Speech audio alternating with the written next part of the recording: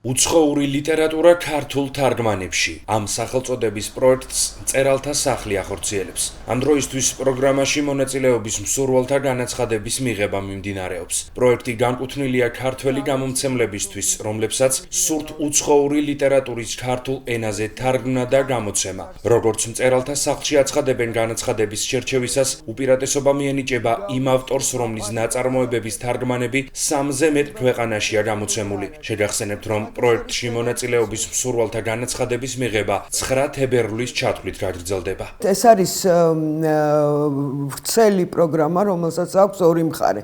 ერთი არის უცხოური ლიტერატურა ქართულ თარგმანებში და მეორე ცხადდება ხოლმე ქართული ლიტერატურა უცხოურ ენებზე.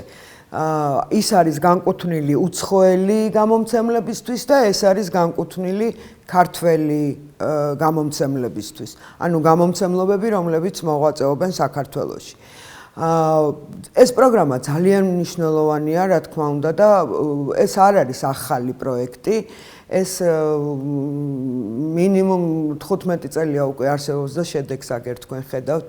აი ეს ორივე უზარმაზარი თარო არის სავსე წიგნებით და ეს ის წიგნებია, რომელიც აი ამ პროგრამით გამოვიდა. ქართველი გამომცემლებს ეძლევათ საშუალება, რომ გამოსცენ მათთვის საინტერესო ლიტერატურა, უცხოური ბესტსელერები, ანუ ლიტერატურული პროცესი უცხოეთში, რაც ხდება, ის თუ არ ითარგმნა ქართველი მკითხველი ვერ იქნება აი ამ პროცესის თვალყურს ვერ მიადევნებს.